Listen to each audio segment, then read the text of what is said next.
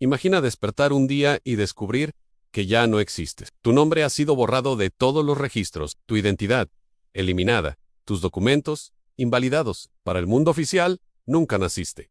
Esta no es una película de ciencia ficción. Esta es la historia real de un hombre al que el Estado intentó borrar de la faz de la tierra. En 1976, en plena dictadura militar, un abogado de derechos humanos desapareció de su hogar en Buenos Aires. Pero a diferencia de los miles de desaparecidos, él sobrevivió cuando intentó regresar a la sociedad. Descubrió algo aterrador.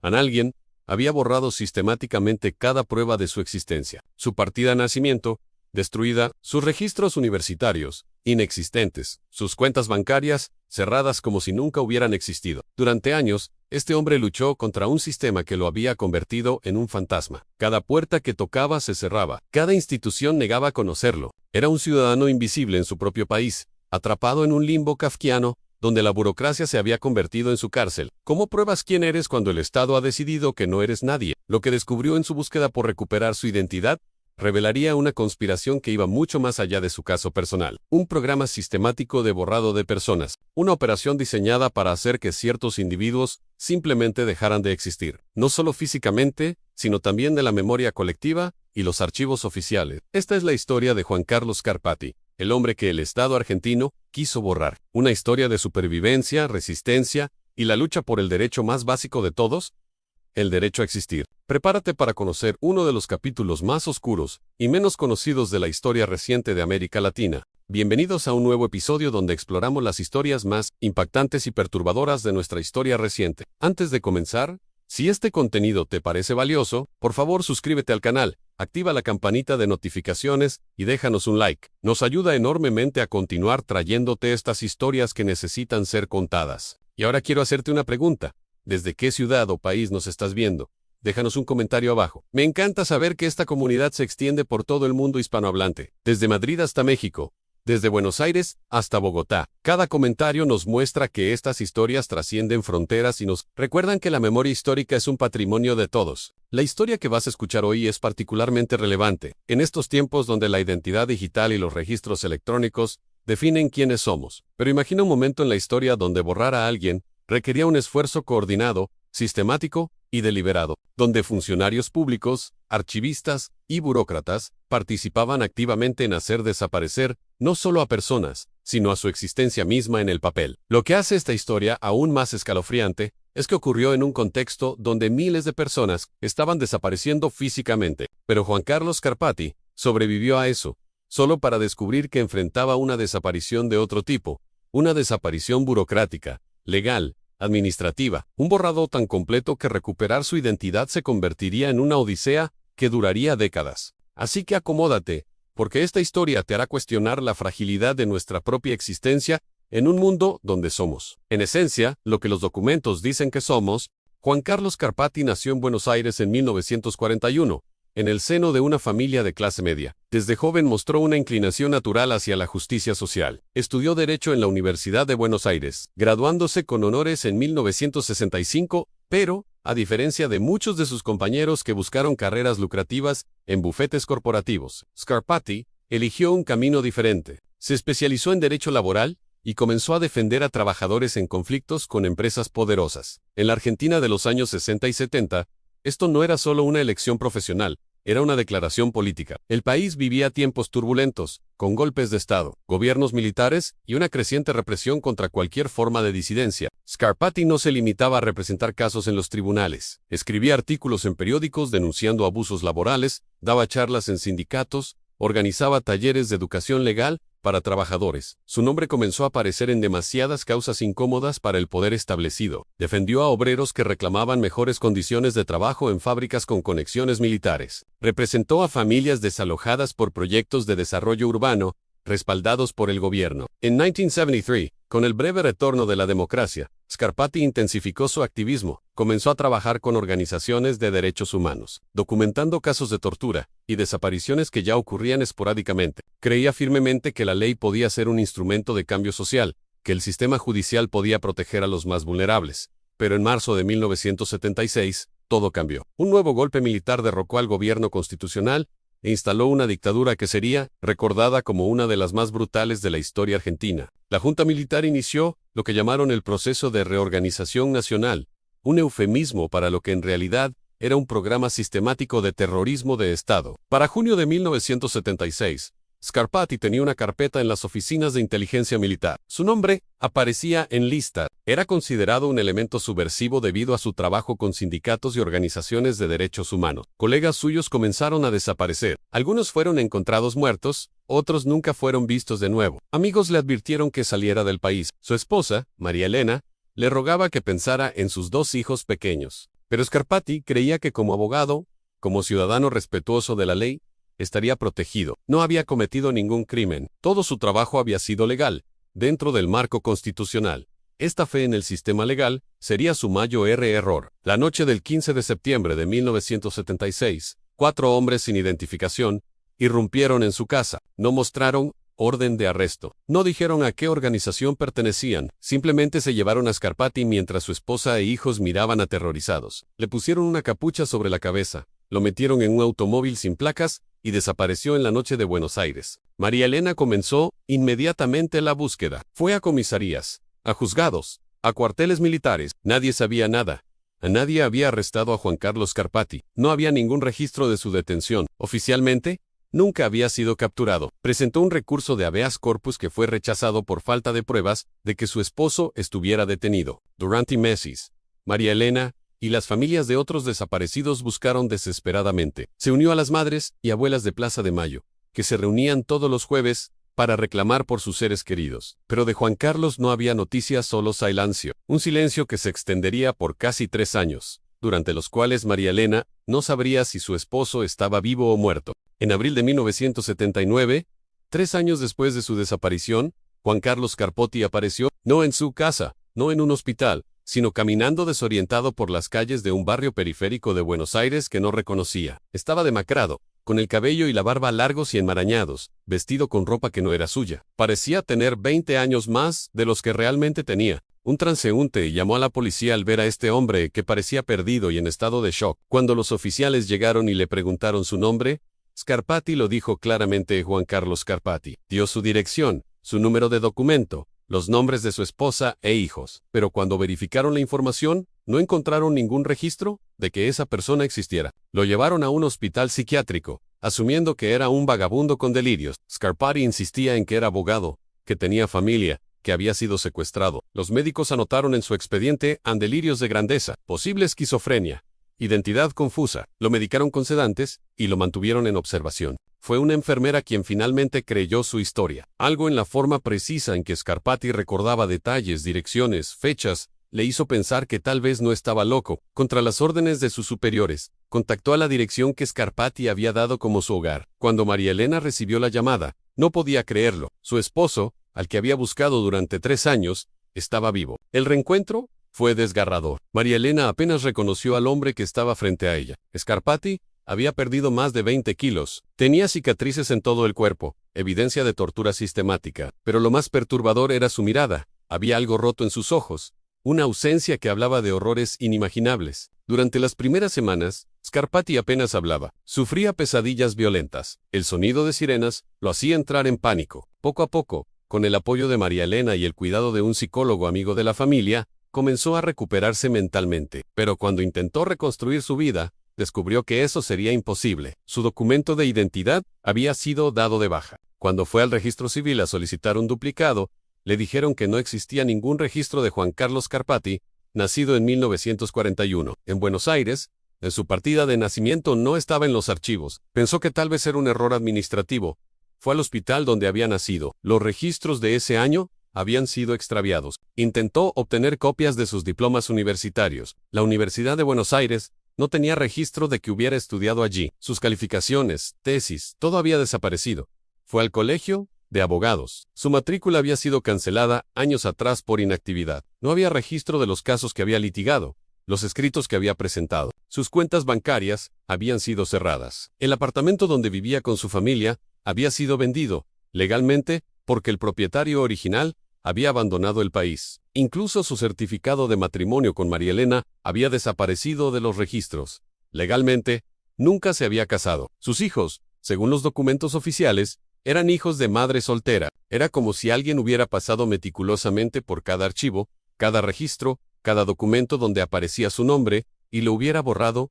No era negligencia, no era coincidencia, era un borrado sistemático, deliberado y completo. Juan Carlos Scarpati había sobrevivido a 3 años de cautiverio y tortura, solo para descubrir que enfrentaba algo quizás más insidioso. No había sido borrado de la existencia oficial. Sin documentos, no podía trabajar, no podía abrir una cuenta bancaria, no podía firmar contratos, no podía viajar. Era un hombre sin identidad en su propio país, un fantasma caminando entre los vivos. Y lo más aterrador era que todavía estaban en plena dictadura. Denunciar públicamente lo que le había ocurrido podría significar desaparecer nuevamente, esta vez, para siempre.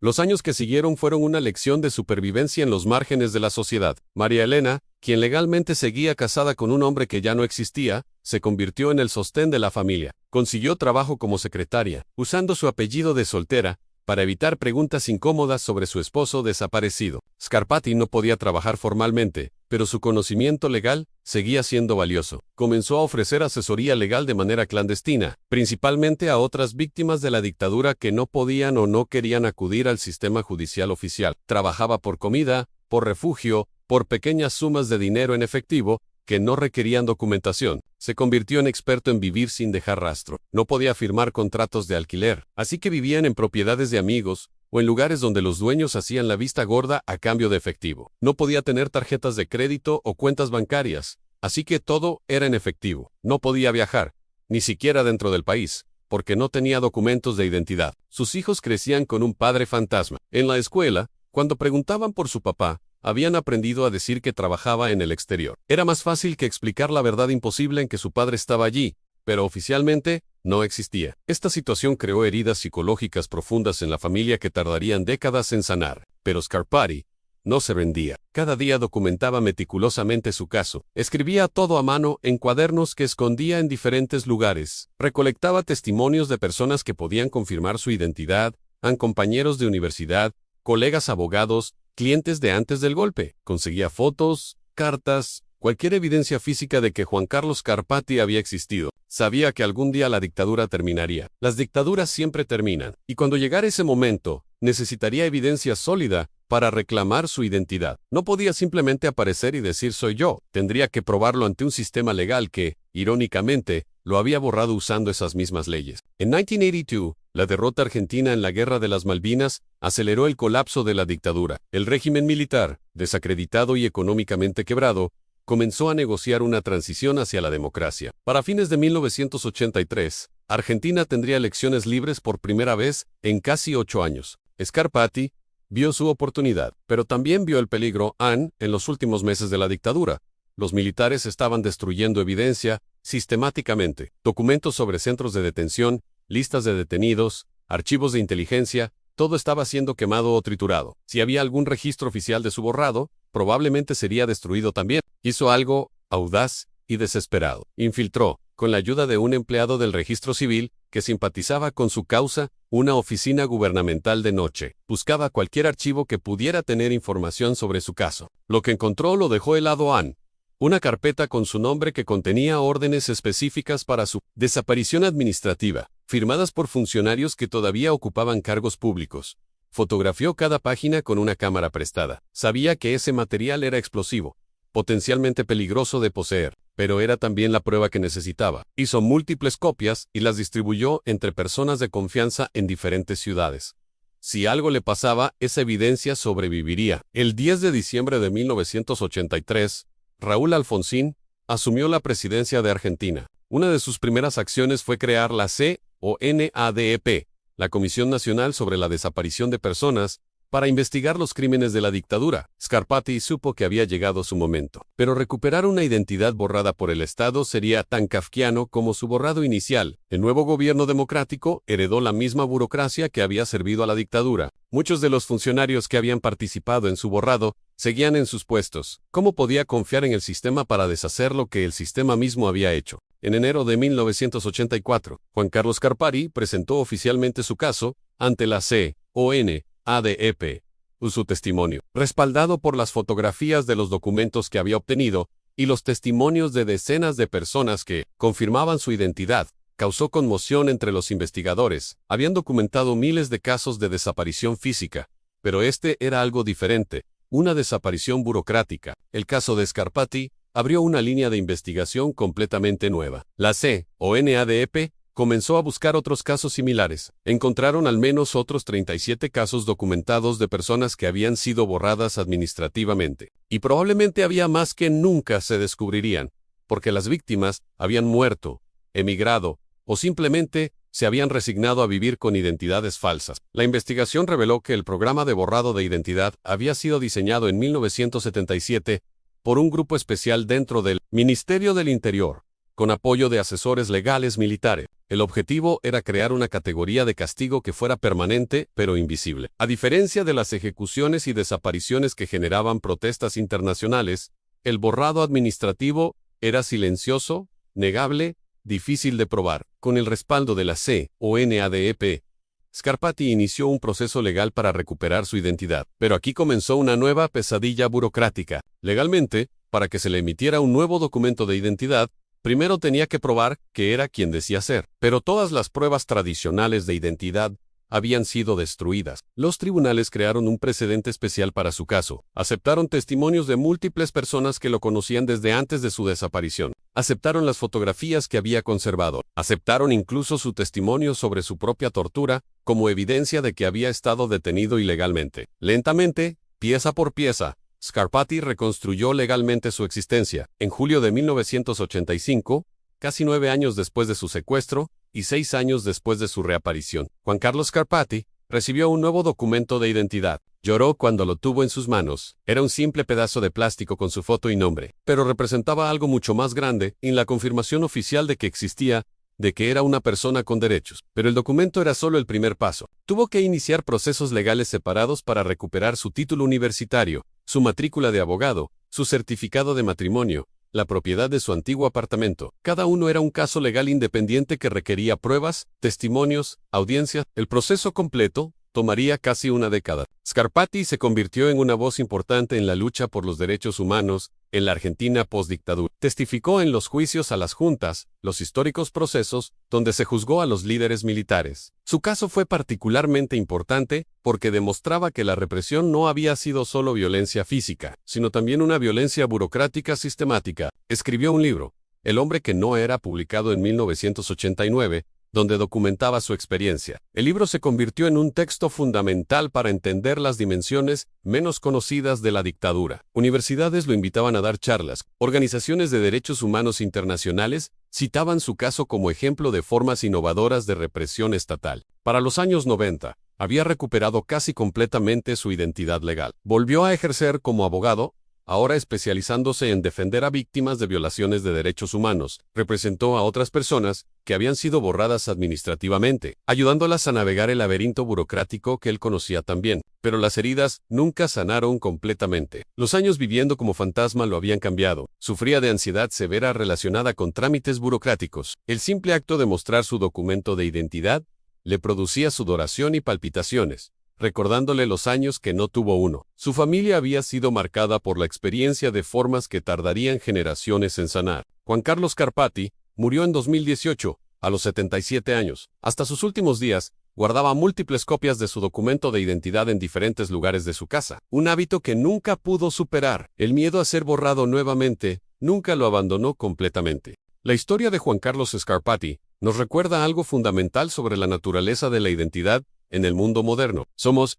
en gran medida, lo que los documentos dicen que somos. Nuestra existencia social depende de archivos, registros, papeles con sellos oficiales. Y eso nos hace vulnerables de formas que raramente consideramos. El programa de borrado administrativo que sufrió Scarpati fue una de las formas más insidiosas de represión estatal jamás documentadas. No dejaba cuerpos, no generaba titulares internacionales, pero destruía vidas de manera tan efectiva como cualquier bala. Era una muerte social, un asesinato de la identidad. Hoy, cuando nuestra existencia es cada vez más digital, las lecciones de esta historia son más relevantes que nunca. ¿Qué pasaría si alguien borrara tus registros digitales? ¿Cómo probarías quién eres? La historia de Scarpati Es una advertencia sobre el poder que damos a los sistemas burocráticos, sobre nuestras vidas y la importancia de defender instituciones que protejan los derechos individuales contra el poder arbitrario del Estado. Nunca olvidemos a los hombres y mujeres que el Estado intentó borrar. Su lucha por el simple derecho a existir es un testimonio de la resiliencia humana y un recordatorio de que la democracia y los derechos humanos requieren vigilancia constante.